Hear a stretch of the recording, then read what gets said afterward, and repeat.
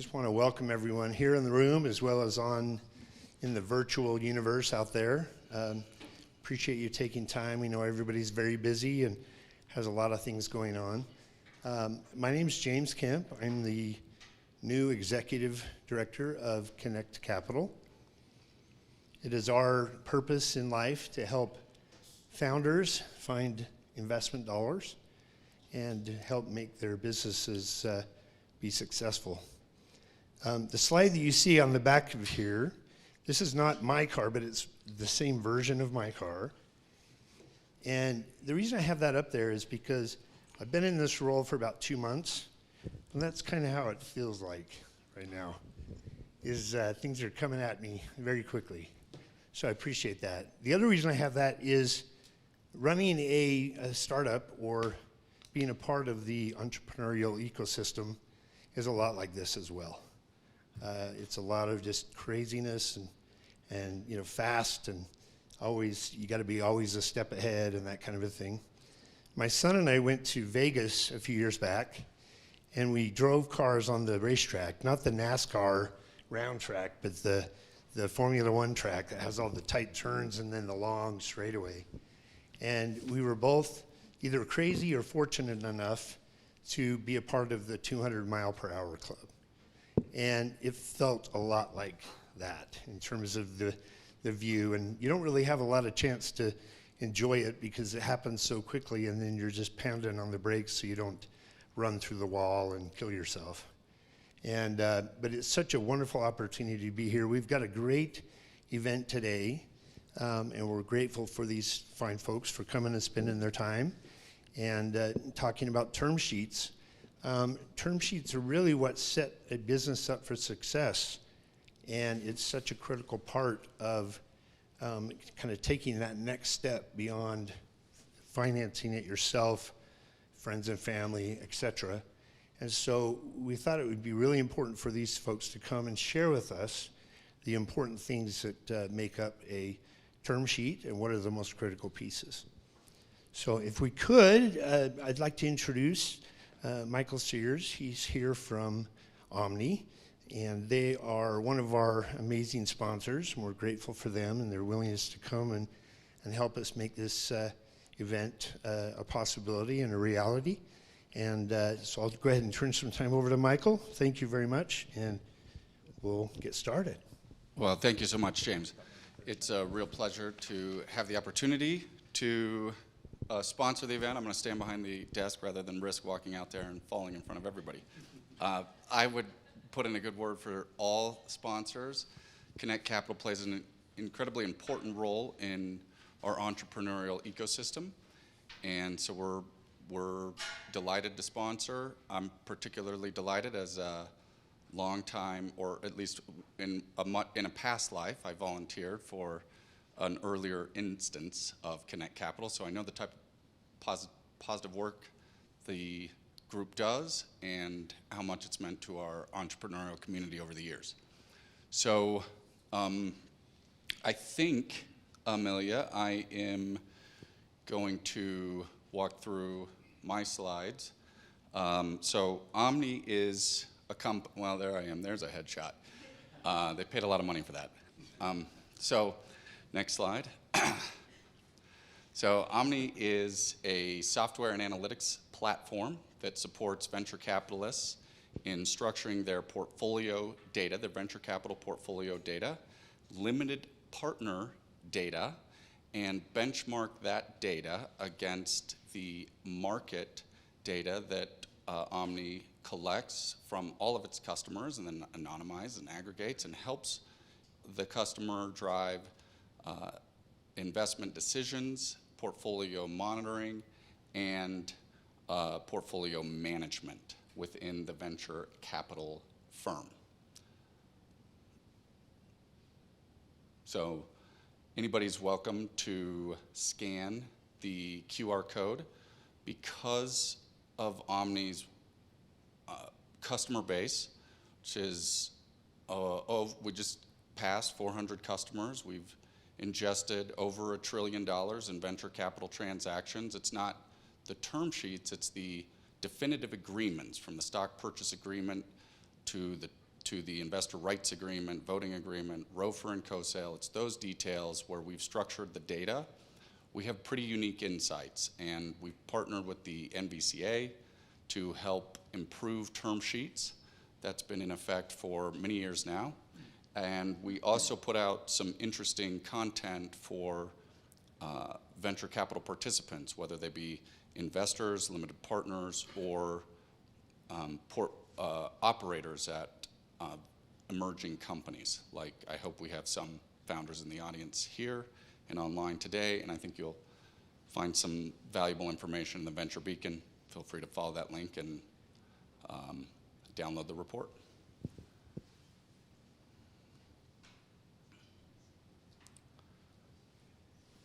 So, yeah, James, I think if you, well, I'll take this one then. So the panel today is, well, let me start by welcoming all of the audience. We have a number of folks here in the audience, grateful for your attendance, and we have a number of folks online. Hopefully they can hear us, and we are collecting the questions, or we'll be taking questions later in the hour. At around 4:50, we'll stop my questions and we'll turn to online questions. Thereafter, at 5 o'clock, we'll begin audience questions, and we'll stay sort of seated for the first few minutes or for the first few round of questions, and then of course we'll also allow time for folks to come up and talk to the panelists themselves. In order for people to have some more context on the answers they hear today, it might be helpful for our august panelists to introduce themselves, their firms, and to keep things moving. I've just asked that we keep the introductions to 1 minute. And Jerry, if you're okay with it, we'll start at the end, please. Sure. Well, good evening. I'm going to spend the first 10 seconds to really thank Kinect Capital for including us and putting on this event. And if you are here as a founder, this is a great organization to be a part of. So, maybe I have 45 seconds left. So, Jerry Bragg, I am the tax person on the panel. I'm a principal with Clifton Larson Allen. I specialize in technology and life science companies from early stage up to public companies. CLA, where we fit in the accounting world, is, many of you know, the big four accounting firms, and then there's the next four, and we're part of the next four. So international reach, and that gives us the ability to help everybody from as they grow. Hi, everybody. Yeah, thank you, Kinect Capital. You have been instrumental in getting Makina out there. I am Karin Frame. I am the founder and CEO of Makina. This is my third startup. We're part of the Kinect Capital alumni group. So I'm approaching, obviously, all of the questions from the founder point of view. We have raised about $625,000. We have also received about 4 term sheets this last year for a $2 million investment. So I can really talk about term sheets. Anyway, and I'm from Boulder, Colorado. So happy to be back in Lehigh. Hello, everyone. I'm Tyler McKay. I'm an attorney with Parsons, Bailey, and Latimer. We're the two of us are the most boring folks on the panel. I've been with Parsons Bailey for 2 years. We're a sponsor of Kinect Capital. We love the group and everything that happens here, and we're grateful to be a part of it. Prior to coming into private practice, I was actually with Omni. I'm an Omni alum, and I was with them for 3 years. I was early employee number 10, 11, something like that, and had an absolutely fantastic time there growing with them. And then prior to that, I was in fund administration as well. So again, on the venture capital side of things. So that's me. Okay, I'll try and keep it quick. My name is Ike Ikeme.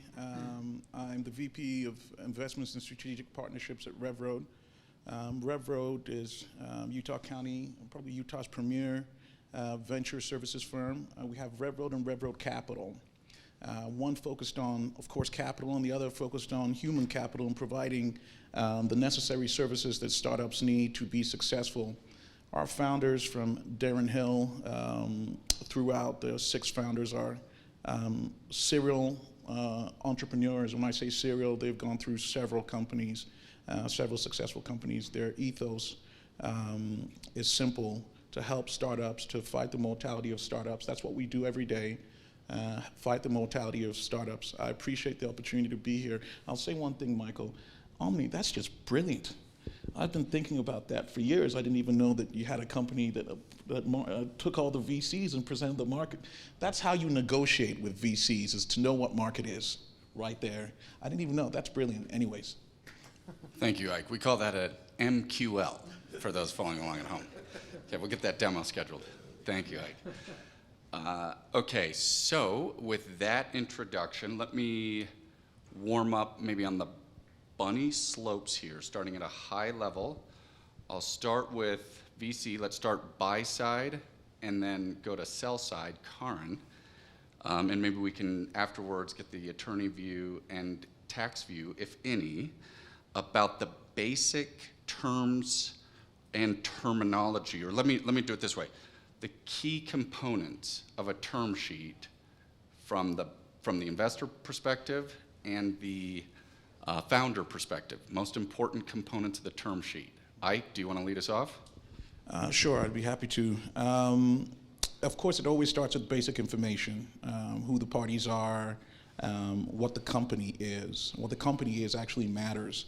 Some firms, they have wholly owned subsidiaries and things that are mixed in within, and you always want to attach what has the value, specify the companies that have the value in them. From the basic information of the parties and what's put together, what we're talking about. You're looking at valuation. I'm sure we'll talk more about valuation a little bit later. You're looking at what kind of investment it is. What are we doing? Convertible, safes? What's it looking like? It's a valuation round. What's happening? Once you've spelled out what it is that we're buying, then it's typical, because a term sheet typically will come from the VC. If not all the time, will come from the VC. The VC is going to stipulate all the ways it's going to protect its money. Liquidation preferences, board rights, et cetera, et cetera. It's just going to list every single thing it can to protect its investment. You're going to see that in there. And you'll probably see a clause somewhere in the neighborhood of due diligence and contingencies. Due diligence and contingencies, this is what we're going to do to protect the deal. And then contingencies is a form of, in law, we call it a proviso, meaning if you violate or any of these things don't happen, we're out. And that's pretty much it. Wow, yeah, okay. So from the founder point of view, and what I forgot to mention, you guys, is that I am a recovering attorney and also a former CPA. So I have a couple of different points of view. But as a founder, what I want to keep is as much of my equity as possible. Some of the things that I'm concerned about in a term sheet is my vested shares.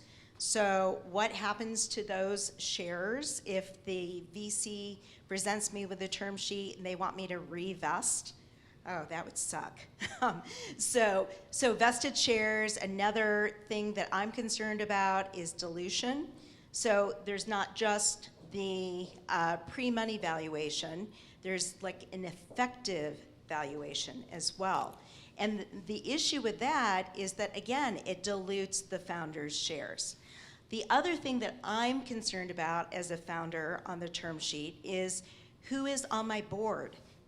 Am I sitting on my board? Are they going to name the CEO to be on the board? Or, unfortunately, am I not going to be named? And so maybe I will lose control or at least lose a vote when I look at that term sheet. So those are the things that I am mostly concerned about as a founder. Anything you want to add, Tyler and Jerry? If you don't mind. Yeah, so when it comes to term sheets, I love term sheets, which is a super nerdy thing to say. But the purpose of the term sheet is to lay out at a very high level what the deal is going to look like, right? Term sheets are generally non-binding. So it's your way to go back and forth and say, hey, at the 30,000 foot level, what is this deal going to look like? There usually is some binding stuff like confidentiality, et cetera, but the terms of the actual deal, non-binding. So when I think of term sheets, I think in terms of control rights and economic rights. And so, yeah, so on the control side, you have board. Who sits on the board? Who gets to appoint the board? How is the board removed? Once someone is removed from the board, how does somebody get back there? When we're talking about control, we're also talking about of the equity, right? So what classes of equity are there going to be? Will there be a preferred class? Usually, if you're doing an equity deal with a VC, the answer is going to be yes. How many series or subdivisions of that preferred class are there going to be? Questions like that, right? And then what are some of the what are called protective provisions of the VC? How does, generally the VC is going to come in at a 10 to 20% of the company. So they're a minority shareholder, but they tend to have outsized weight for the number of, or the percentage of the company they own because of certain rights that they have to approve certain actions, et cetera. And then, I mean, we'll leave it to you to speak to the economic side of things, but then valuation, price per share, et cetera, so. Yeah, I would say on a term sheet that's for a funding round, one thing we're looking at is what's the economics of the deal, what's going on, what's being exchanged. But for me on the tax side, I'm really looking to see, are the founders taking chips off the table somehow? A lot of times we'll see on a preferred round, we call secondary sales. So preferred equity is going to come in and then the founders are going to cash out a little bit. We're very focused on those because sometimes it can be disguised compensation if you don't do it right. And that usually pops up in later rounds when you get into some serious due diligence and they realize you had disguised compensation. And I won't get into all the nuances of that, but really for me, I'm looking at what's the economics on the deal, and is there anything in there that can trigger a recognition event on the funding side? Perfect. We touched a little bit on the valuation dilution. There are some component parts there that I think are maybe it's worth touching on since, and Tyler, maybe I throw this one to you. I touched on the type of round. So you have convertible rounds, and then Jerry referenced an equity financing, and that's where the company is typically issuing preferred stock to the investor. Do you want to talk about the convertible instruments, Tyler, and how those can affect dilution, sort of the economic components, and how they affect dilution when and upon their conversion? Yeah. So first of all, convertible instruments is a really fancy way of saying it's a promise to get equity in the future, and that's really what the differentiating factor is, right? When you do an equity round, the investor at that point, investor or investors, they're purchasing equity in the company. These convertibles, at the time that the investor comes in and gives you the money, they're not actually getting equity. Depending on the type of instrument, with the SAFE, I'm sure most people are familiar with that instrument. It's a simple agreement for future equity. It's spelled out in the name, and it's just a promise that at some point in the future, the holder of that piece of paper is going to get, hopefully, some equity. The other main convertible is called a convertible note. It's a debt instrument. Usually has a maturity date, an interest on that as well. And so again, the idea when we're thinking about valuation, when you run an equity round, you have to put a dollar value to what the company is, even if it's going to be wildly inaccurate, right? But we do our best, but there's still significant calculations that go into kind of ballparking what a company's worth. It can also be quite expensive, and so at the earliest stages, we want to avoid some of that cost. And so we use one of these convertibles, which effectively kicks that ball down the road. And so when we're talking about dilution and valuation, those are key components of these convertible documents. And the way that interplays is most typically one of these either of these instruments is going to have what's called a valuation cap or a discount, right? The investor is investing at this super early age, stage of the company. They need to be able to be compensated somehow for taking that risk. And so basically what they're saying is either, or maybe both, when that note does convert into equity at some point in the future, they're going to get a 20, 30% discount on the shares when they convert.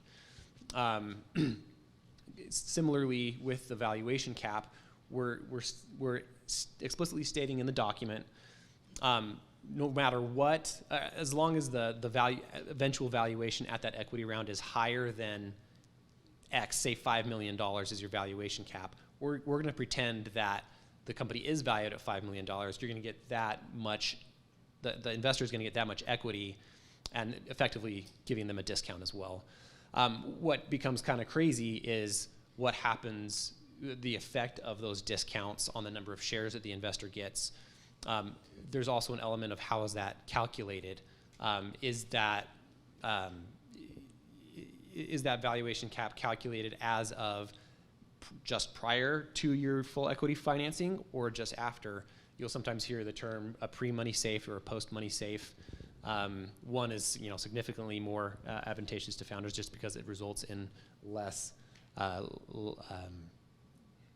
dilution. Thank you. Yeah. Did that answer your question? Yeah. Okay. Perfect. Thank you. In detail. Great job, Tyler. Investor rights. I want to go back to you.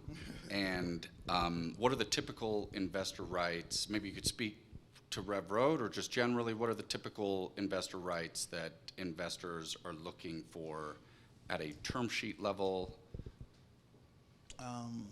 So from a valuation standpoint, we want to price appropriately. Let's talk about the valuation of investor rights first, because we're going to try and determine it. For SAFE, the lower the valuation, the better. In fact, for a lot of things, the lower the valuation, the better, because our price per share is higher than at a higher valuation. So investor rights begin with the valuing of the company. There are really three ways to value a company. You can value it by what other people are willing to pay for it. You can value it by what it has, its actual cash and assets, or you can value it by all the income streams you expect to get in the future. Why? Because you won't pay more than all the income streams you intend to get in the future. That would be crazy. So that is solidly the most used valuation type in VC. It's we call it discounted cash flow model, looking to the point in which, as a VC, you would sell the company, what that value would be then, and discount it to now. And we will not pay more for that, because that wouldn't make any sense to pay more for any future cash streams. We start there in investor rights, protecting the money, like valuing the thing that we're putting money into. Let's talk about the board seat a little bit, because I'm going to go triple OG in 1 second. Typically, for VCs, we don't like to see heavy boards. 5 is about right. Just because you're a founder doesn't mean you put all the founders of a company on the board. We don't want to see that. And at earlier stage, you might see some angel investors or people who have taken a seat on the board.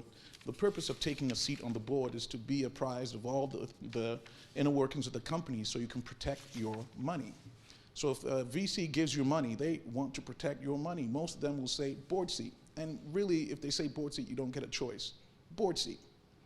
But some of them will say, you know what, we won't occupy the board. We just care about protecting our money and our rights. So we're going to get board seat rights. And that's different. So you can't sell a substantial amount of the assets without our approval.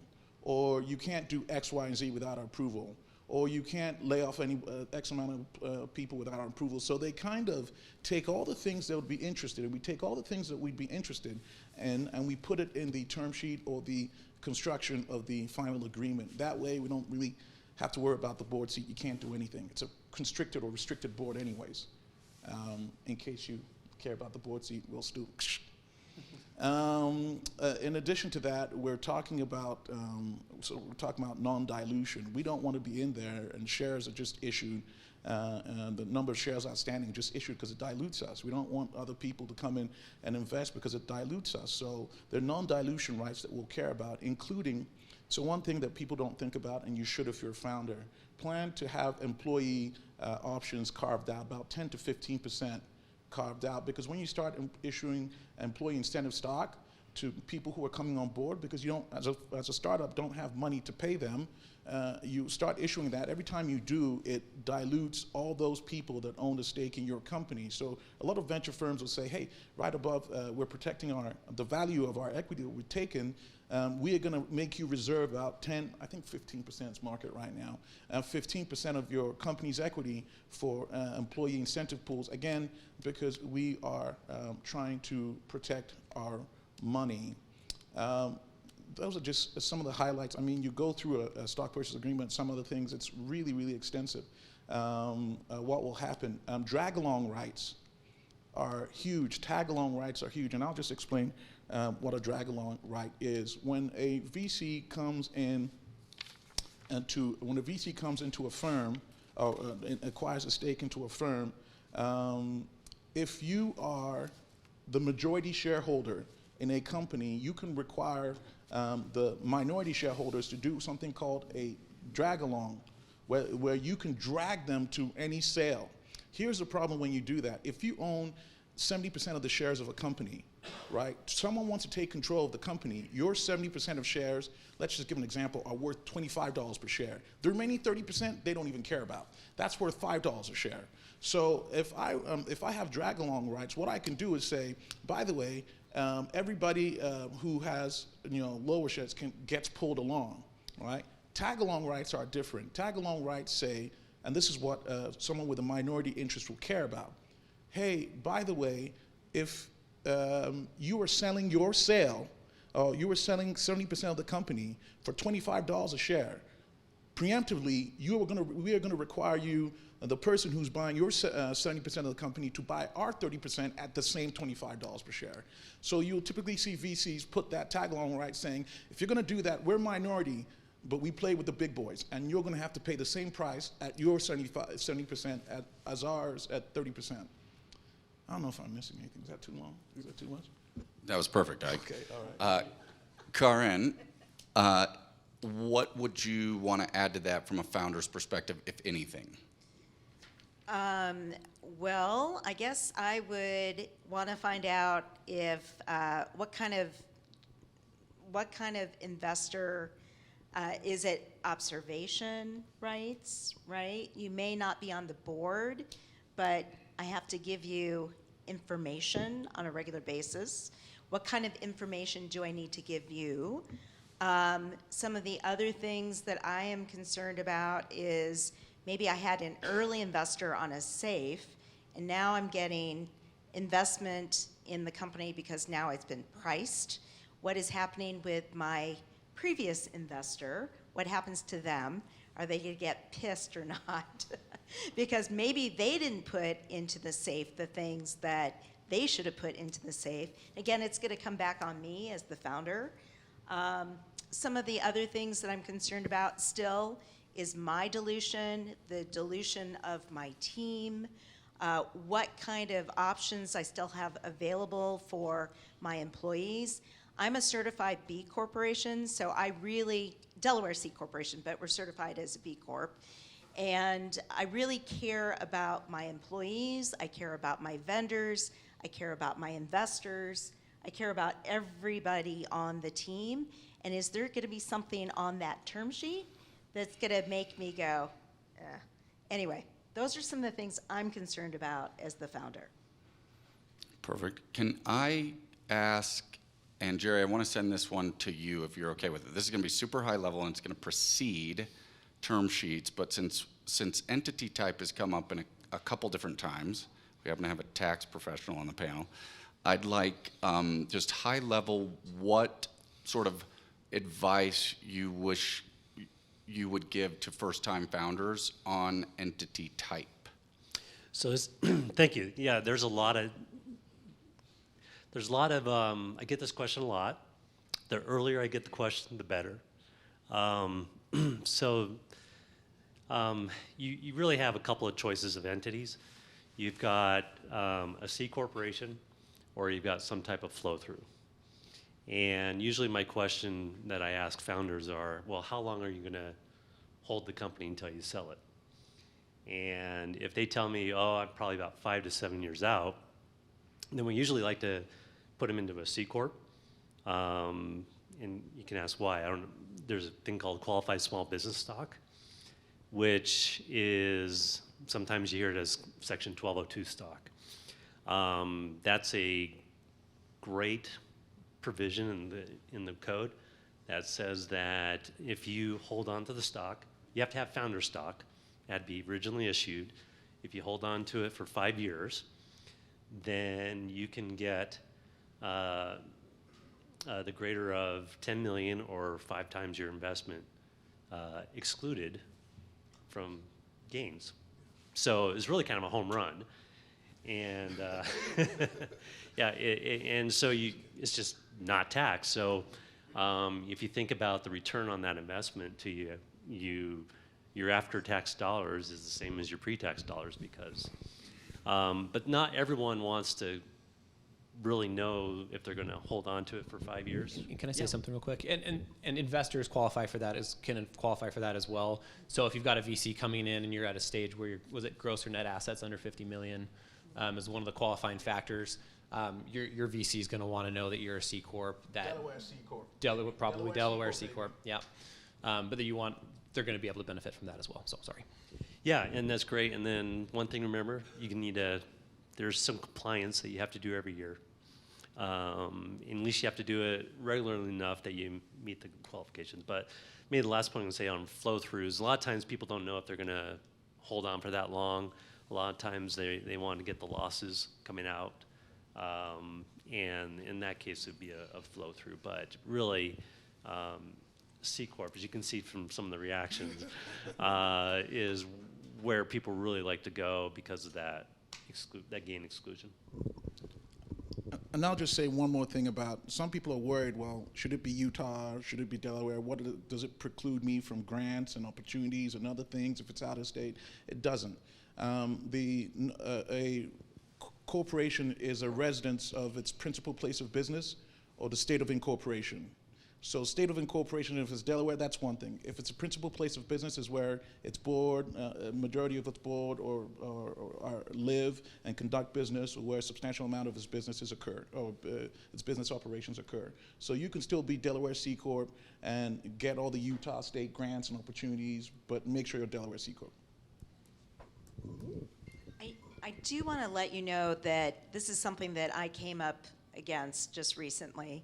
So we were certified B Corporation, but we're still a Delaware C Corporation. In fact, one of my investors is in the audience, and I've talked to him about this.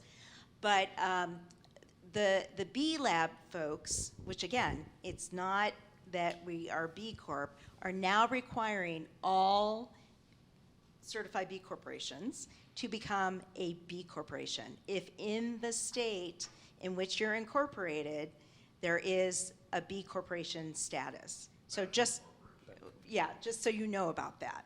So we have decided, because of the investors that we've spoken with the exception of our wonderful investor in the audience, that we are going to give up our certified B stat. Because we have had a lot of people say, we'd rather invest in a Delaware C corporation. So I think I'm protecting the basically my investors when I'm giving that up. I think that's the one thing we're all clear on, Delaware C Corp. Unless you're a crypto company. Okay, so just kidding. All right, so vesting and stock options. Let's talk early employees. You've set up your company. You've made a great decision by incorporating in Delaware. You're going to hire your first employees. This will ultimately flow into the term sheet. So we can tie this to the term sheet, however you want to take this. But Karin, I guess I'd start with you as the entrepreneur. How do you think about vesting and stock options in attracting the best talent for your earliest employees? I think that the employees or the contractors that become employees should have a stake in the company. I have a number 2 guy who has been with me for 4 years. I just recognized that he just hit his 4-year mark, so he is now fully vested in Makina, and I am issuing him more options because he's fabulous, and I want to keep him. So, and I do that with my CTO, and I've done that with a couple other people in the company. I think that keeps them engaged. Ike, anything you want to add to that from the investor perspective? We just talked about this earlier, about how PE and VC, it seems like we don't care about employees. But that's not true. We care about the critical ones, the core ones that are going to make us money. And we understand that a business won't have the necessary funds to attract top talent, and how you do it is with stock options. I mean, that's why we said, we want you to reserve this 10 to 15% employee compensation pool, because we do care about that. I just listened to an interview with Elon Musk. I don't care what anyone says, he's my hero. He was asked what would happen. There are all these union activity around his Tesla employees. What does he think about that? And he simply, if we are unionized, we deserve it. If Tesla is unionized, we deserve it. But I want to say that we do our best to take care of our employees. And from our earliest employees, when we didn't have money, and that's true because they took out a $495 million loan from Department of Energy to start Tesla. When we didn't have money, we gave them stock options. There are people on my line that work at Tesla today that are millionaires, and I'm grateful to all of them. So I believe in it, not everybody, the ones that are going to make us money. Anything to add from the legal or tax perspective on all important issuances of equity to early employees? I'll just say one thing. Do get a valuation because you That's need what I was going to say. It's called a 409 valuation because you have to issue it at fair value. And if you don't issue it at fair value, there are severe penalties for the employees. Those are always low. Keep falling on super low. Yeah. Yeah, but yeah, so yeah, just when you're setting up that option pool, do it in an intelligent way. Use advisors to make sure that you or your employees don't get hit by severe tax consequences. Thank you. Okay, so we did not, I think Ike touched on board composition, and since board composition is such an important term in the term sheet, it might be worth, before closing out here, getting sort of broader perspective on board compensation. I'd take founder and legal, maybe at a minimum. Karin, anything that you care about when you're thinking about the board composition that is being outlined in the term sheet? Well, let's see. So just so everybody knows, usually it's 3 or 5 at the most when you're an early stage company and you've taken your Seed Plus or your Series A. I always will want to be able to bring or appoint somebody myself to be part of it, but I know that a VC is going to want to have a seat. I'm hoping that I love them because it's going to be a long relationship, probably with them. 7 years. 7 years. There you go. You heard it from the private equity lawyer VC guy. So, I want them to really be able to understand the company, the industry that we're in, the challenges that we face. I want to be able to be transparent with them, and I want them to be good people. So those are things that I look for as a founder. Tyler, anything to add there, and particularly maybe not all VCs, but lead VC? What does the board comp look like, say, seed and A, and you can just give a market answer since I think we've triangulated around the answer. Yeah. So, I mean, your seed investor is likely to take a board seat. Not always, but pretty likely. The later you get into it's kind of like a bell curve. The deeper you get into your rounds, your A, your B, you're going to have, it's very likely that there's going to be a board seat. As you come back down on the other side, board starts getting kind of full. So that's kind of my comment. I'd say that I don't know. You've got the most current data on this, but really when it comes to your board composition, if I was advising just a given startup, we'd want to set out in advance the rights. Who gets to appoint what, up to how many board members. But just because you have that capacity on your board doesn't mean that it has to be filled. I'd much rather you have a 3-member board that is really committed and understands your industry and is committed to your company and its success, versus an 8-person board that has no idea what's going on. So. I was going to ask. One of the other things I'll talk about in the board, it doesn't always, 5 is, you want to kind of stick to 5, but it doesn't have to be. You can set your board up to be so impressive and so successful that as a VC, we won't care. We just won't, because the board members are so attractive. It's what's going to propel your business to new heights. I'm going to pick on a company here that new startup in the Valley, ASA Technologies. Their board is bananas. And it's already 5, and they just started. When you have the former CIO of JP Morgan Chase on your board, I don't care. When you have the CEO of Boeing Employees Credit Union on your board, I don't care, right? So, and in fact, when they do their pitch slides, I've looked at their pitch slides, and number 1 is their name, slide number 2 must be their board, period. Because that's attractive to investors and to people to say, oh my gosh, the board and the composition of the board is so effective, it's so good that they're gonna drive the revenues that we want. And that's one of those scenarios in which a VC would say, I'm gonna go for board constriction rather than a seat on the board. Okay, we only have a few minutes before we're going to turn to audience or online audience questions.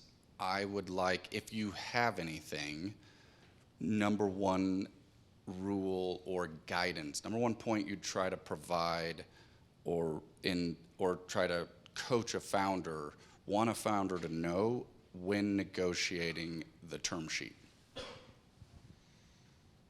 we just going this way? Ike, why don't you take it, So, or start us. I'm going to start with the due diligence process and close out with the last piece of That sounds the term like 2. sheet. Okay, keep going. Okay. Yeah. Due diligence, this is what will blow up your term sheet. There's always a provision that will say, hey, this term sheet is conditioned on X, Y, Z, A, B, C. Now, a good VC would, of course, have checked it before. But if any of those things change in that period of time, your term sheet is done. And so you want to pay attention to from a term sheet been issued to stock purchase agreement to all the contemplated transaction documents that are going to happen after that. You want to make sure that you've paid attention to those financials, those pieces, those due diligence and conditional pieces that set the term sheet, so you keep it alive. Tyler, thank you, Ike. Yeah, I would say, when it comes to term sheets, as you're approaching, approaching the point where you want to start asking for term sheets and talking to investors, a couple of things to that point of due diligence, a couple of things you got to have done and you got to have clean are your basic formation documents. You got to have some protection of your IP, employee invention assignments, that kind of stuff. And those are the basics, right? And then the other thing that I would say, and it's maybe sounds a little self-serving, but get good advisors, right? There's going to be a lot of terms on that term sheet that you don't understand, and that's okay. There's a lot of fantastic books out there. There's one that says "Be smarter than your VC and your lawyer," and was it Deal Terms? Is that fantastic book, right? But a book can only go so far. Having a really good advisor in your corner who can actually tell you what are the downstream effects of this is critical. So. It's Venture Deals by Brad Feld, Venture Deals, it's a ridiculous subtitle. Get a good attorney. Yeah, it's a great book. I've read all of his books. The other thing that I think as a founder you need to be aware of before you get that term sheet is, where are you on the cap table? We haven't even talked about the cap table at all, but it's really important as to, making sure that your cap table is up to date. that your convertible notes are on it, that your safes are on it, that the employees or contractors or founders that have options or stock that's vested is all complete with the right dates, so that when you do get your term sheet, you know what you're going to own when you're done closing the transaction, and what your people that you love so much, the people that have been loyal to you, are going to own. Bring us home, please, Jerry. Oh, that's a high bar there. I'll probably have two things. One on due diligence. First, the time you get your term sheet's a little late. You should be thinking about it a couple years before the deal, and getting your house in order and making sure that a lot of times there's companies come that will do sell side due diligence, kind of kick the tires for you, so you know where your skeletons are before your investor finds out. And then two, just as far as the term sheet goes, sometimes, however you're structured, we have to do some restructuring of your company, maybe moving the boxes around, and that's going to incur costs. And so who's going to bear those costs, and how's that going to impact the economics of the deal? Perfect. Thank you so much. Audience questions. How do we source those? Online questions, yeah. First one, and I think I covered this, but just clarification on the Utah LLC versus the Delaware Corp. If you could just do a quick review on that. To be clear, Delaware C Corp. Just Delaware C Corp. If you want to raise money, just Delaware C Corp. In case you didn't hear me again, Delaware C Corp. This is so important because we see firms do this all the time. If you want people to invest in you, they want a Delaware C Corp. So if you're going out asking for money and you know that they want a Delaware C Corp and you're a Utah LLC, I don't know why. You can do it if you don't want to raise money. Great. If you want to raise money, all the VCs want a Delaware C Corp. Go ahead. Okay, so the reason behind that, and the numbers are consistent with Ike's advice on this. It's about 50%. So it's a plurality or majority of emerging companies that take venture capital are organized in Delaware as a corporation. There are a lot of reasons that you want a corporation if you're going to raise money instead of a pass-through entity. That's an LLC, LP, LLP, C Corp that elects to be taxed as an S Corp. But the other reason is the body of case law that has been established in Delaware over many years. So investors take comfort in knowing what the outcome of certain issues or questions might be that arise or typically rise over the course of a business relationship. Tyler, anything you want to add? Yeah, and I would just add that if you are a Utah C Corp or a Wyoming LLC, there are conversion statutes, right? That's something that I actually do way too frequently, but is convert entities from Utah to Delaware, from an LLC to a C Corp in Utah to Delaware, right? There's ways to do it. It does involve some expense and thinking ahead, but it is doable. Can be material tax consequences in converting from LLC to C Corp. Yeah. I think we got to stay with online because our friends online might get cut short at 5. Amelia? Another online question, are PE term sheets different from VC term sheets? Yes. Take this. All right, since I worked in PE, let's go ahead. PE, first of all, PE is the top of the food chain, by far. While VCs are raising hundreds of millions, PE companies are raising billions. And because they're raising billions, what they're acquiring is a lot different. A VC is acquiring minority stake in your company. A PE is acquiring majority stake in your company. How they finance the deal is completely different too. Oftentimes they'll acquire a majority stake in your company by bringing money from investment banks and using your own income to borrow against that in what we call leverage buyout. Now, because we're doing all these things that are different, majority stake, leverage buyout, investment banking, all those, you're going to see a whole bunch of different terms in a PE than you will see in a VC, hopefully. Is that good? Amelia, any more? Not right now. Okay, Last no problem. chance online. Online people, don't be shy. In the meantime, we had a question over here. Sir, in the blue button up. Do you want to shout it out? Yes. I'll, Follow-up to the previous question. Are angels the same? They care if you're a Delaware C Corp versus a Utah LLC? Just to what was said, the problem or the thing is, not only is Delaware law clear and has the broadest body of corporate law in the United States, it's also very favorable to business. It's very favorable to investors. It just is. So for that reason, it's extensive and favorable. And that's... sophisticated ones do, Yeah. yes. Yeah, Tyler? Yeah, I would just say it just depends on the sophistication of if it's an angel group, they're going to care about it. If it's a strategic investor who's like in the industry and wants to give you 25 grand in cash, probably going to care a little bit less, unless they've got good counsel. But then remember, an angel investor is not the only step. You're still going to VC. So if you're starting with angel and you're like, will they care? But do you want VC down the road? Delaware C Corp.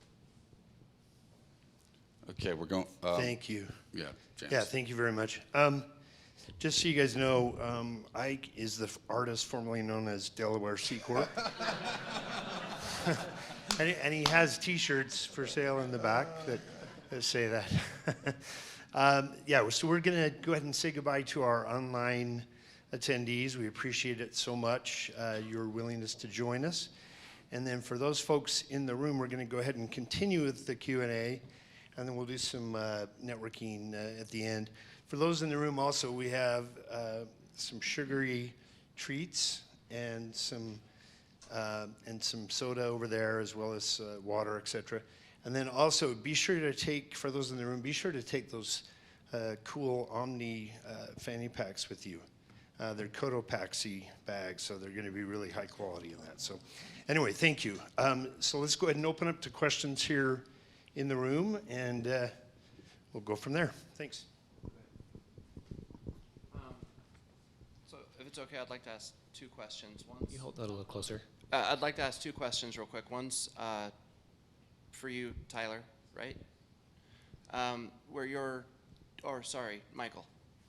Where your data is obviously going to be a big part of their decision-making process, and I'm sure a lot of founders think that their ideas are original. How does that take into account outliers and things like that so that it's...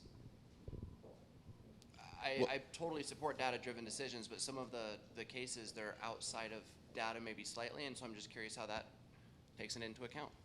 Yeah, it does only insofar as there are enough data points that you can arrive at a median to factor in the outliers. That's just how, that's just like the math of it. But founders are in control, and I know there's going to be a lot of, this could be hotly debated, but founders are in the driver's seat in terms of creating demand for the deal. Demand for the deal gives you maximum leverage to optimize for price and partner, which is a simple way to state what everybody was talking about in the primary points of the term sheet. It's price and partner. Everything else is a lever in that sort of outlining price. And I think everybody's trying to optimize for that. VCs want the best founders, want the best board members, want the best observers on the board. And if founders aren't thinking about partner, VC is a marriage. It's going to last a long time, and you're going to need a lot of support from your board and your investors, all of them, but particularly your lead investors. So you can best set yourself up, in my opinion, by generating demand for the deal. That helps establish the outlier, something special. If you can communicate something special to multiple VCs, you're doing yourself a great service in optimizing for price and partnership. All of that will just be factored into the data that is ultimately aggregated and on which the VC or the VC attorney or service provider or founder relies in negotiation. Thank you very much for that. And if it's okay, that was, you had started to talk about disguised compensation. And I'm sure a lot of startups and founders are bootstrapping and getting to where they're at, and eventually we want to get paid. What, for appearance and for everybody wanting kind of the same goal, which is the health and success of the company, what are the right ways to do that so that founders can get paid and it doesn't look bad? Yeah, so let me define a secondary sale real quick. So that's usually where You have a investor coming in with preferred, and then you have the founder has common, and they'll get cashed out. And so usually the preferred's coming in at a stated, say $1, and the founder has $1.10, the value of their common. And so that difference could be deemed as compensation. So a lot of times what we try to do is not have the company involved, have the transaction happen over the top. There's no bright line. Right now it's all kind of facts and circumstances. And so, but what we try to do is, is if the founder wants to take chips off the table and get cashed out a little bit on that round, we try to have it happen over the top rather than the cash going into the company and then a redemption out to the founder.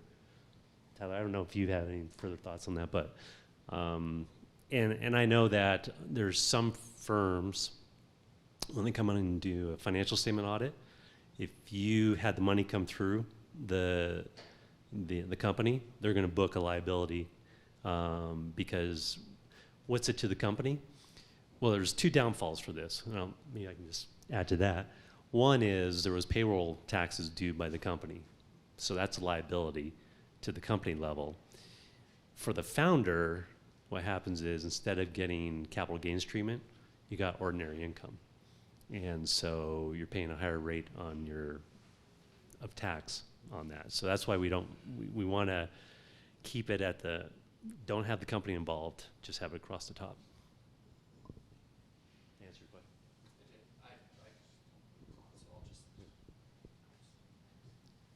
You're Matt. hired. Matt Warnock, favorite investor of Curran. Yeah. Karin spoke briefly about the B Corporation thing. To be a certified B Corporation, one of the requirements now is that you have to be registered as a benefit corporation in whatever state allows it, right? And I believe Delaware does allow one. Yes. But you spoke to that question, but I would love to hear from the other members of the audience what their experience has been with certified B corporations and social investment, and there's a whole sea change going on there, and I'd love to hear more about it from the rest of the panel. You guys know I only have one opinion. Yeah. I can be scared, yeah. Yeah, my opinion mainly comes from a compliance perspective, right? As a benefit corporation, for example, a Delaware benefit corporation, you first have to declare what your public benefit is. So first of all, that's something you want to do intentionally, right? It shouldn't be kind of B Corp sounds cool. That's probably not the best way to do anything in a business, except picking out swag. Yeah. Picking out swag, that's a great way to do that. But you got to declare your benefit. And then there are annual compliance requirements as well. So if you're going into it intentionally and you say, hey, I have a real public benefit, I know that there are going to be compliance requirements, but in spite of that, I feel that there's enough benefit to becoming a benefit corporation, go do it, right? But if it's something that's like, yeah, maybe it'll attract some customers, but if you're kind of wishy-washy there and don't really have that true benefit there, I say Delaware C Corp. Wait. And the reason, so we have a real mission and vision with our company, and I didn't talk about Makina at all, but we're all about helping people lead healthier lives on a cleaner planet.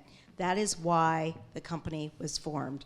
And we do it lots of different ways. One of the ways we do it is by leveling that playing field for the haves and have-nots. We help those consumers that can't afford to buy organic and non-GMO and sustainably sourced kind of products afford to do that. So we had a real why. The problem was when I went out and started to survey folks about raising our next round, they're like, absolutely not. So we made a conscious decision. It was really hard because I worked really hard to get certified as a B Corp, really hard. And Matt knows that. His company just got certified. So, but I also thought about my investors, my current investors, except for Matt, of course, but our current investors. And as the founder of the company, I have a duty to give them value when they exit, or when we exit, or the company is acquired. And I did the survey and talked to a bunch of VCs, not private equity, but VCs, about what do you think about this? And so that's what they said, Delaware C Corp. I'll make one more note because the cost was implied, or that there was a cost to change it over. We're currently working with a PC of ours, a portfolio company of ours. The cost is $62,000. So again, Delaware C Corp. Let me add to that question. A benefit corporation can still be a C Corp. Those are not mutually exclusive. But then what you want is, you got to ask yourself, there's this line in a film called Joe Dirt where they're talking about fireworks. We don't care what the fireworks you like. We care about the fireworks we like. And so if you're trying to get money, it doesn't matter what you want. It matters who the people who are trying to give you money really care about. I'm not sure if I'm conveying, like, whatever benefit, whatever purpose you have, that's fine if you don't want money. If you want money, think about what the people who want money care about. Now, if at the risk of getting punched over here, there's just because there's always a caveat. There are LPs who make, who have mandates, or GPs whose LPs have mandates and invest in particular purposes, social purposes, and other. That would be the only caveat that I can think of where, at least today, if there's enough support for it, then maybe Ike and others, the others of us who would otherwise say Delaware C Corp, would change their tune. But unless you're optimizing for partners who optimize for the B Corp, it's going to fit outside of the frame of most investors. So you're unnecessarily tightening or shrinking the group of investors that you might otherwise raise from, by the way I'd phrase that. All right. First, I'd like to say, man, thank you for being here. This has been absolutely wonderful. I mean, just the quantity of information has been fantastic. Thank you. And for my question, so when I go and form my Delaware C Corp, how many shares, this is a basic question, as venture capital, how many shares do you want to see in that corp? And how do you want to see those shares distributed, apportioned? How many preferred, how many common? Well, now hold on, we're just forming. Let's not get ahead of ourselves on the preferred. So we're gonna make Tyler take the first cut on that question. We have to make the practicing attorney take the first cut. It depends. And I had to use that joke once tonight, or at least once tonight. It matters and it doesn't. And I don't know, Mike may have a different opinion on that. Frankly, the biggest consideration is when you go, by default, when you form your Delaware C Corp, you're going to have the following year, you're going to have a Delaware franchise tax bill. And and so when you're young and you've got 1 million shares, they're going to use a default calculation, and you're going to end up with a $20,000, $30,000 bill. And you're going to go, oh my goodness, what happened? And then you're going to go back, and there's another calculation method based on assets. And it becomes $350, right? So to the formation point, one, know that's going to happen at some point. Two, that it may have additional consequences down the road. Usually these folks will do 100,000 shares to make the math easy. I don't know, Mike, do you have an opinion on that as the other practicing or former attorney yes. in the room? The only reason to deviate, the only reason I ever would deviate from Tyler's view on this, and and I'd emphasize how important it is that somebody brought up the franchise tax. Don't freak out. I did. I founded a company during law school, and I freaked out. The bill was like 20 grand. I was so poor. I was like, oh my God, what have I done? There's another calculation. It's very payable.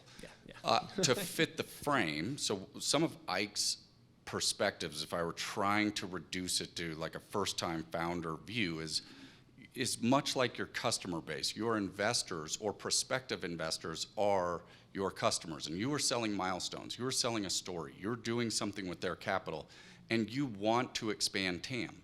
So fitting frame helps expand and preserve your total addressable market of investors to whom you can, or from whom you can raise capital. So I typically have said, and that neither Tyler or I are providing legal advice or any of the other former attorneys for that matter. I typically said 10 million common shares, 8 million to the founding team, 2 million reserved for the option pool, 1 to 2 million, depending on what you're trying to do. And that meant, while it would still scare the crap out of the first-time founder and the franchise tax, that meant at least I was setting up this founder to run along and make a lot of mistakes, but fit the frame that most early-stage VCs were sort of looking for. So that would be the only sort of color I'd add on Tyler's excellent answer. This guy got hit with a big franchise tax. Our first-year franchise tax showed up at $200,000. And Nice. it's like, whoa. Yeah. But yeah, you do the other calculations, so you want to minimize your assets. But when you set up, you gave that nice 80-20, and that's awesome. But are you looking at issued or authorized? Because would you not also authorize at the same time a block for preferred, which are the ones that you're going to go sell? No, because it's just extra fat to get taxed on, and it's extra stuff, and the preferred's going to be set in the term sheet. So there you go. I would issue most, like all the 8 million, whatever you do, I'd issue for your founding team to keep them happy. You're going to be working with good counsel, good tax providers to help make the best decisions, but you're going to issue that as restricted stock, and that's going to help them get the QSBS treatment that was referenced earlier. So I would issue that. Then the amount that you're reserving for the stock option plan or ESOP or SOP, whatever, you're not issuing it right away, but it's available to hire all important talent, and can't emphasize enough how important the talent is early to the startup success. Yeah, and the only thing I'd add on to that is if you're doing an equity round, almost without fail, your lead investor is going to require you to restate amend and restate your charter anyway, your certificate of articles of incorporation. Thank you. They're going to restate it anyway. They're going to expand the number of available shares, create a class of preferred, and assign rights at that point. Okay, and I have another question. But we did our preferred at the same time, because we did an LLC. Well, there was an LLC I acquired, and it took over 80,000 Ike in order to convert to a Delaware C Corp. So it got pretty ugly. It cost 80,000. Over 80,000. I wasn't lying. Yeah, it's very expensive. Pay attention, and that could have been brought down by price. It was straight 80,000, right? You couldn't reduce it from 20,000 to 350. It was all legal fees. Yeah. It was over 80,000 Sorry. in legal fees to get the LLC converted so that I could then come in and acquire it. So anyways, it was pretty ugly. Yeah. Yeah, and there was lots of tax consequences because they had some really interesting issues with the way the LLC paperwork was set up. So I'll jump on the Ike bandwagon, Delaware C Corp. Day one. I mean, I've seen horrific tax consequences for the founders. So it's for the founders because it's passed through. It hits the owners. If you've written off taxes and then you're going to flip to a C Corp, and you could have I've just seen horrific tax consequences, hundreds of thousands of dollars in taxes owed. And that's a taxable event, but not cash. There's no cash. You just got to come up with that money. So I do have a question, but the reason it was so expensive was to avoid those tax consequences. So the money was spent on legal instead of having the investors pay for it. There was a quick comment about economics, control, and protective rights. but we never really talked about control. One of the devices that I've seen used is a voting agreement.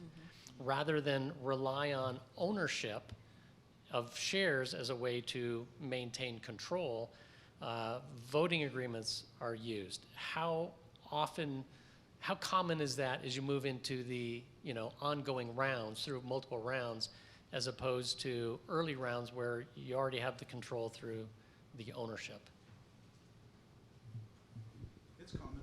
It's common, yes.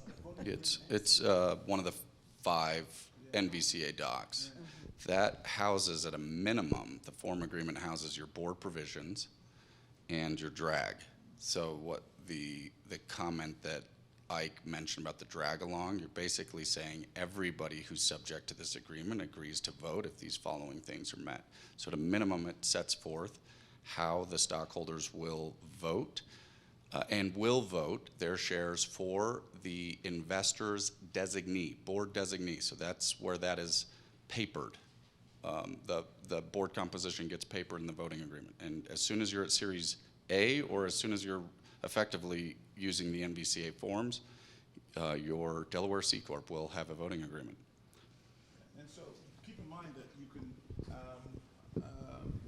board seats are tricky, and the legality around board seats are also tricky. For instance, you could have a board seat and the board members can vote out whoever you have, so your board seat is always open and you have no visibility in the board, right? So we don't miss those things, right? We'll have a board seat and vote all the members of the board to accept our member of the board and make them do, I don't want to say because it just sounds vicious, but voting rights are very well articulated, don't worry about it.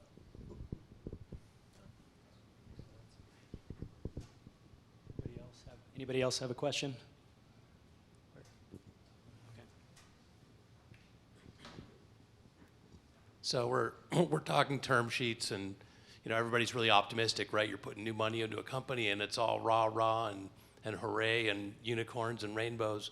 But as we're seeing right now, there's a lot of zombie companies out there. Things slow down, things happen that we don't expect, and so I think it's important when you're looking at these term sheets to contemplate at least a little bit what might happen if things don't go completely right. I've seen downside protections go very, very wrong in some of the companies I've been involved with. So I'm just wondering where people are with respect to downside protection right now and what's typical, what kind of clauses are being written into these things. I think we talked about this a long time ago, Michael.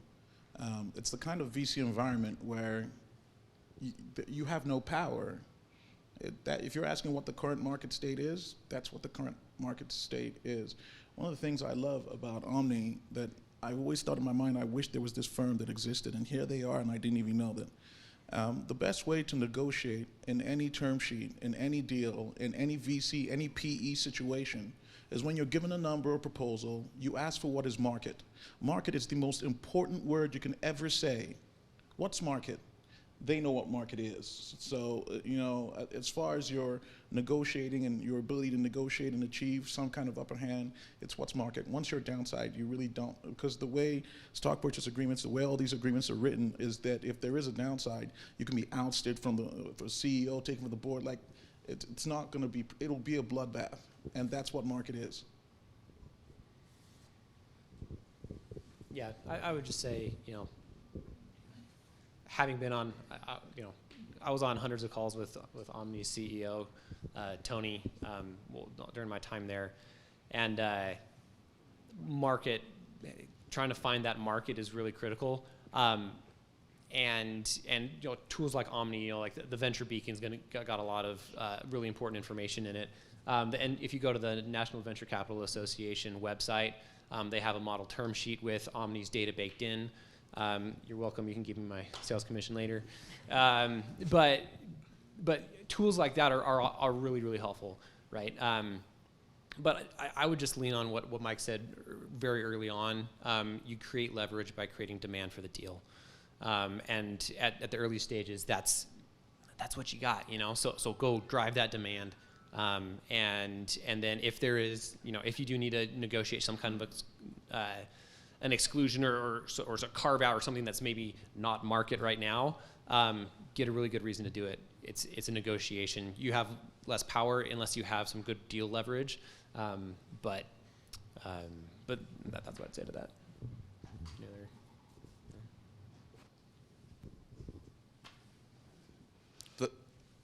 If I can, the good news is just on the, and I don't spend all of my day in the data. I spend most of my day working with customers. I oversee the customer experience of everything post-close and then hopefully renewal.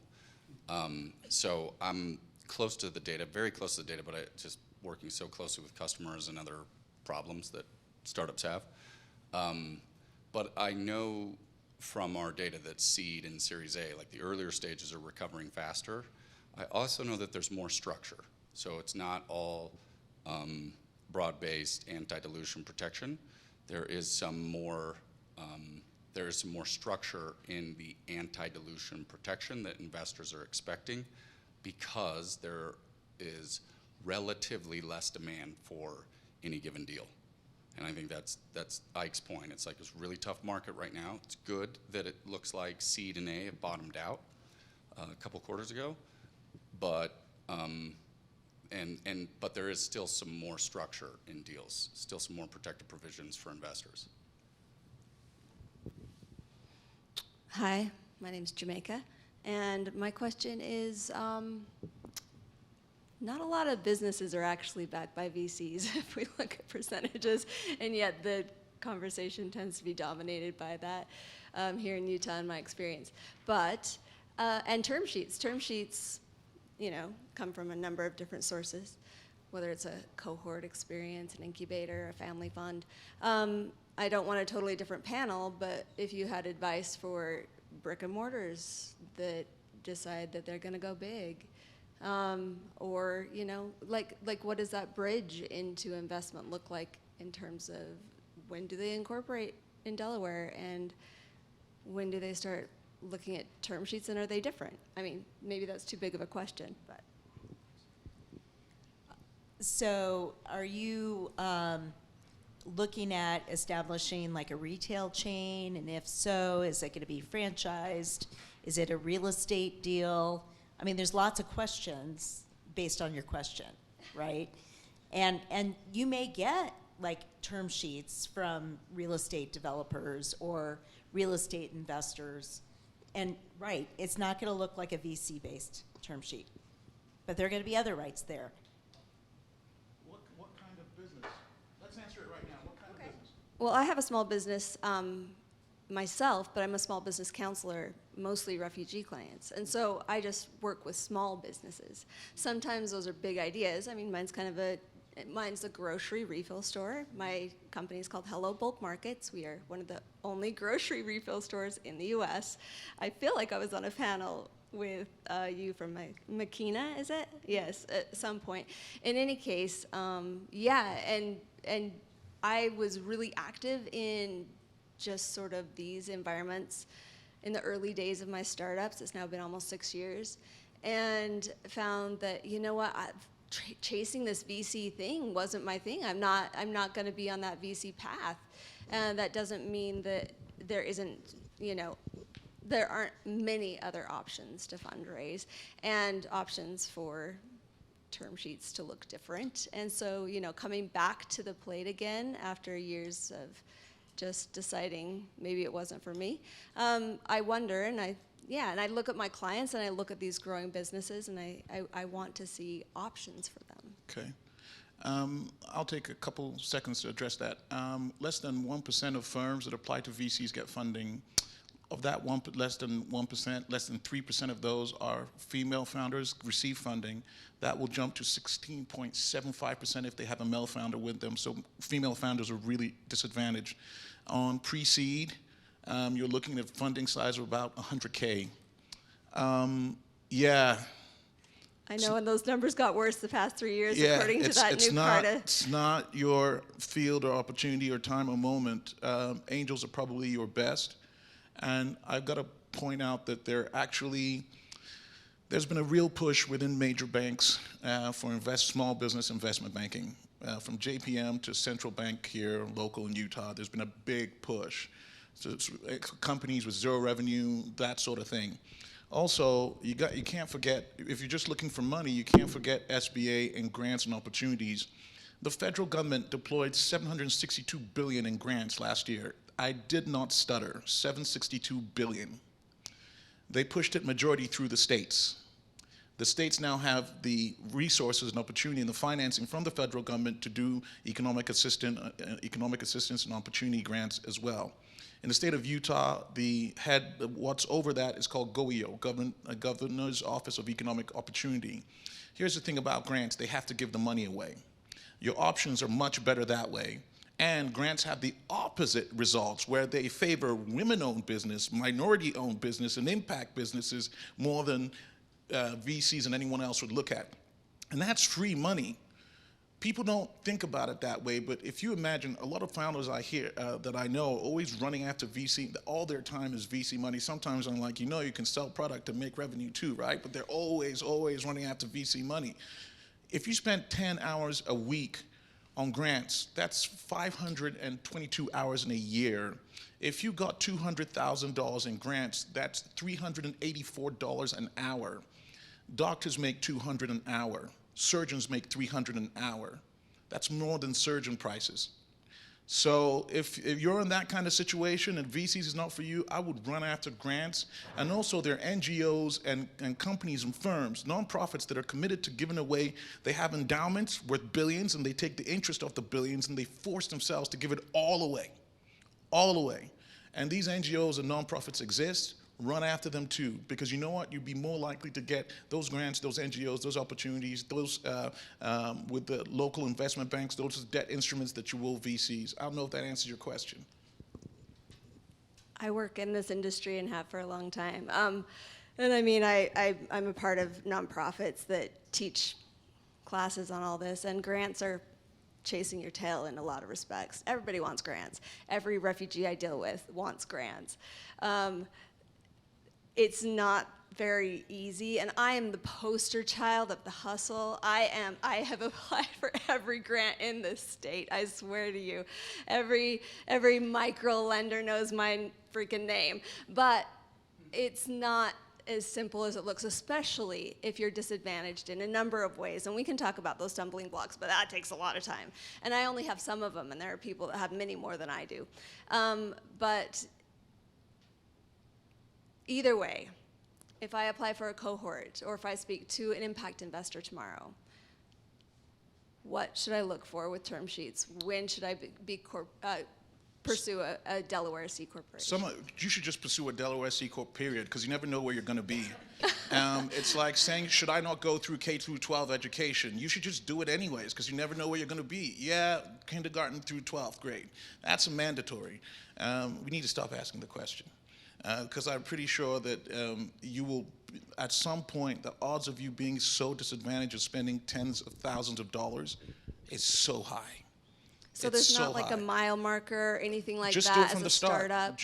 Just do it from the start. Just do it from But the if start. you don't, because most people don't know about it that I work with or myself in the startup community. In Well, Salt Lake how City. far have they gone? Because I'll set up a new company and just do it there. Really? Okay, Yes. because yeah, like is rebranding and starting it up No, fresh yeah, I'll set up a new a company better and do it option in there. some Yeah, respects? absolutely. That's very simple. It's not too hard. If you've built a company that now holds so much assets, banking history, financial history, all this history, it is a nightmare, right? But if you haven't done that, it's just a small business you're getting off the ground, then just go ahead and start a new company and go that way. As far as term sheets, a lot of those things and scenarios you're talking about, they probably won't have too sophisticated of term sheets, and the terms will be much more favorable, right? Because the amounts that they're giving are less, there's less intent to protect it. If I'm giving you $4 million, you bet you there will be clause and everything involved in that. If I'm giving you $50,000, it's not going to be so aggressive, right? Because the net value of the investment is not that high. I don't think you necessarily need to worry about the provisions in the term sheet because they're not going to be tough. They will be a lot simpler. I don't know that I've seen, especially if they're not anticipating future investors as well. If they're not anticipating future investors, they just think they're going to be the primary investor, because what an investor will do is try and protect itself from people coming down the line, right? If this is so small of a business, I don't see that happening. Again, so less of sophistication. About grants, people write grants horribly. They apply for grants horribly. And if you do that, you will not get grants, period. So people can keep trying and jumping in. If you don't know how to go into grants, a grant writer is going to read 350 grants. And so if you write technically, they do not care. They're bored out of their mind. So the form of technical writing that's involved in grants is a lot different. There are firms out there. I was the CFO of a multi-billion-dollar defense contractor. We went after government contracts in the hundreds of millions. We hired people, legends, in grant writing, because it can't just write like you want. You have to write in a way that's going to be received in a different way. I don't know if that makes sense. So if you have a lot of people and they're saying, I'm not being successful, there's a method and way to it, and you can't do it your own way. If you study for an exam to take a test, and it's not like a GMAT or a GRE or MCAT, they have standards to teach you. You could do it on your own, you will fail. Go with the standards, right? So that's just how it is. There's a standard to learning it. If you do it on your own and you think you're doing it, it's going to be hard. You know, I can talk with you offline a little bit about grants. I mean, and some other ways that we've funded our company very early on. The state of Colorado had a group called the Colorado Enterprise Fund, and of course we got a term sheet right from them. We borrowed $76,000. They had a lien against our IP. So that was on my term sheet, of course. And then they also wanted to lien my personal property, like my house. That was on the term sheet. So you do have to look for things like that. And then we got a Main Street loan as well. And so similar kinds of things are on those term sheets. And you can pay them off early. We've applied for grants. We've gotten some grants. Other ones we haven't. I found that when I wrote the grant, actually, I did fairly well. We engaged with a company called OmniSync or Turbo SBIR. I don't know if you guys know them. They're out of San Diego. We have not been successful with them. So even though they are the professional grant writers. So I think that Kinect Capital could do probably a panel on grants. How's that for you? I just did one at Rev Road. Because we do it for our 74 PCs. One of them got an SBIR grant. If you're wondering what SBIR, it's millions of dollars. Shout out to SRT Technologies. We help our PCs get grants all the time. And to be that good for 74 PCs, we work with GOEO, we're at the state capitol, we want to understand what it is exactly that you're looking for and how efficient can we be. I know it's hard, but like I said, it's not better chasing VCs. It's actually worse. I believe that in my heart. It's not better chasing VCs. It's 10 times worse. Go with who wants to help you. I have another question. This one I hope isn't like a dirty word, but what do you think about Regulation CF? Crowdfund. I guess that's me. Dirty word. Yeah. I don't know unless anyone else has an opinion on this. Reg CF is great. CF stands for crowdfunding, or effectively stands for crowdfunding. Basically, it's we can get into the intricacies of securities regulation, but I don't think anybody wants to do that today. But basically, it's another avenue for capital, right? The whole intent was, under current securities laws, in order to invest into a startup, unless you fall under some friends and family, there's certain exemptions to registration of securities when you issue them out when you're raising capital. One of those, so that you don't have to register your little startup shares with the SEC, is that you can only sell to basically what's called an accredited investor, which is someone who makes more than $200K for the last 2 years, or has $1 million in net assets excluding the primary residence. And so that crowds a lot of people out. Thank you. That crowds a lot of people out of the market, right? And so the idea was, how do we get additional access to capital for companies, but also how do we put some certain parameters in place so that less sophisticated investors, and $200,000, the accredited investor standard is, it's a stand-in for sophistication. They assume that if you make that much, you're sophisticated. So they always promulgated this Reg CF and basically says, hey, if you want to do some crowdfunding from a larger pool of investors who are maybe less sophisticated, great, but you have to jump through a bunch of hoops to do it. One of which is you have to raise it through a platform that's set up for crowdfunding. It's, if you, especially in the consumer markets, consumer goods and stuff like that, that makes sense to your layperson. That's a great funding route. Just know that those platforms are going to take a cut, and there are other drawbacks. Can I say one thing on the one thing that surprises people too? They now have to have an audit. And they haven't usually had that before, so there's some audit readiness that you have to do. There are some firms that are very efficient at doing those. And the best thing to do, they're public documents. Go see who's signing the audit reports for them, and I would contact them, and they can do it at a pretty low cost than a firm who doesn't do Reg CF audits.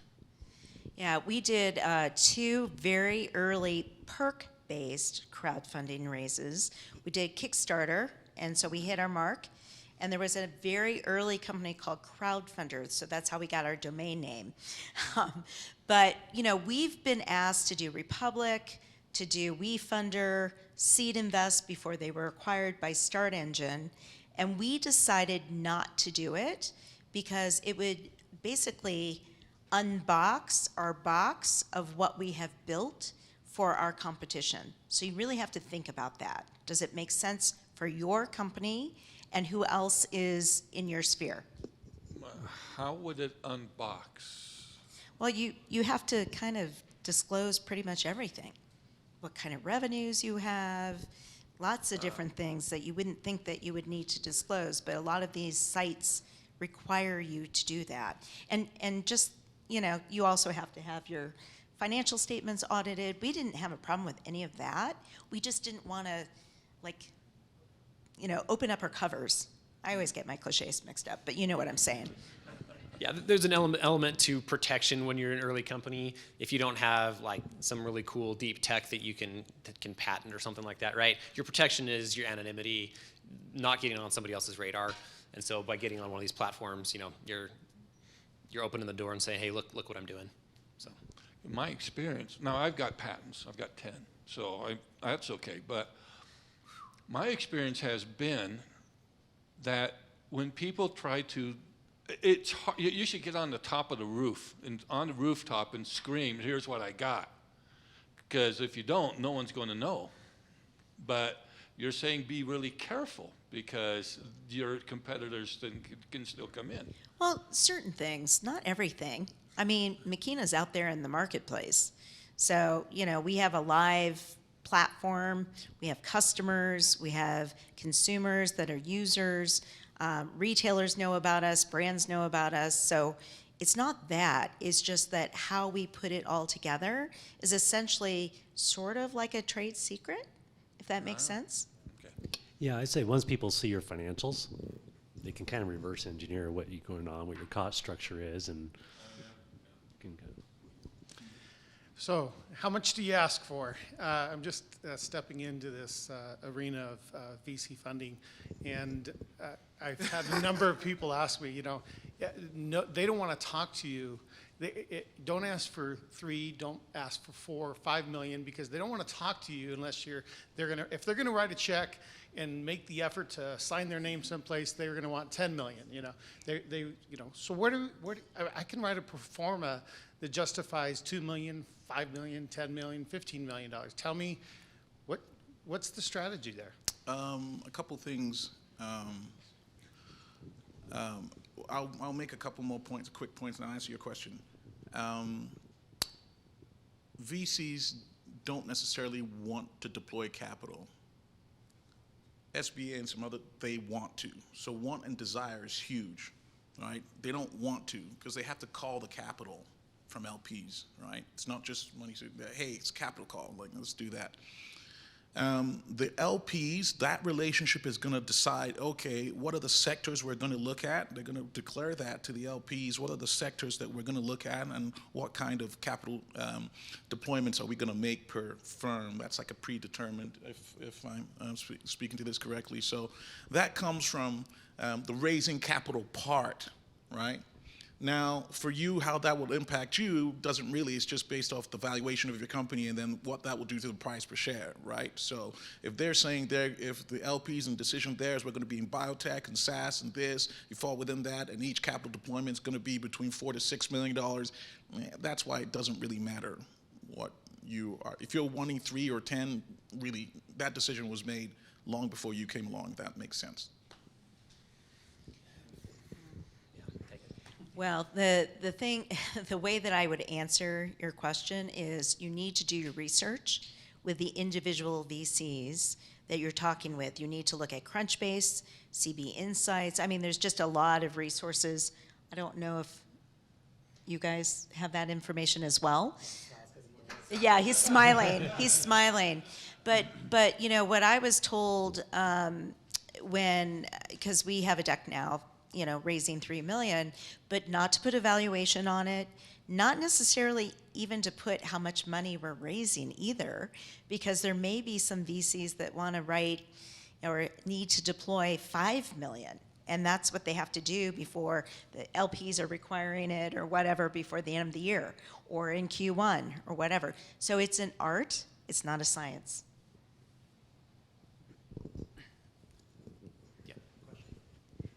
I had a question about negotiating valuations and how to work around determining valuations. In every deal that I've had to draft as an associate, the number one word I have ever heard it's interesting to hear billionaires on the phone with top lawyers and what they're talking about. And you know how they negotiate with each other? One word, market. And he has market. So that's why I'm so impressed with the fact that he exists, because what happens when they say, hey, what about this term? We don't like this. The other attorney will say, well, we want to go with what's market. What's market?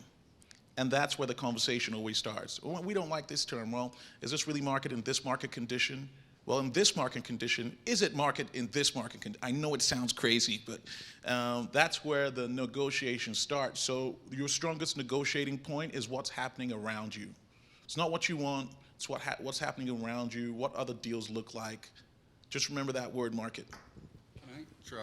Can I take a cut at the last couple? And it'll just be in furtherance of the answers you've heard, which I agree with. Just as a general rule, when you're thinking about seed, I would try to coach my founders to stay under 30%, because typically once you get on the VC train, you're going round, 20% dilution, 20% dilution, 20% dilution. And I want them to hit post-money A in control of the board and the outcome. I want them to blow a crater in the earth with the VC's money if, in fact, they're going to do that, because that's the game we're playing when we're in VC land. Different lands exist. Appreciate the question earlier. So 30, thinking just general high-level rules, 30% seed, and then 20, 20, 20. And those are the economics that can help you think about market. And just to further Ike's point, as you look at the data and we're off the all-time highs, the VC's post-money economics haven't shifted. They're still taking 20% round. They're just, the operators are just raising less capital to deploy against the accomplishing their milestones. So it's not actually, the market is still staying relatively firm around the terms, like pre and post money. It's still 20% dilution, seed A, B, just as a general rule. But you're just raising less capital because your pre-money is lower. And I hope it was the Salt Lake City Angels that said, don't put your valuation in the deck.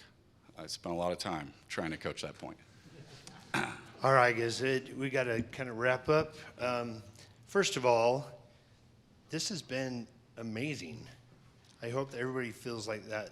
I mean, this has been incredible. Thank you so very much for your time, your expertise, just everything you guys have done, your willingness to come and help us.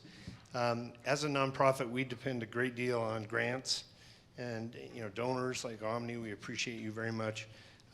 Really nothing, we could do nothing without the kindness and willingness of others to help us and support us and that kind of a thing. So just want to thank you once again and give them a big round of applause. Thank you.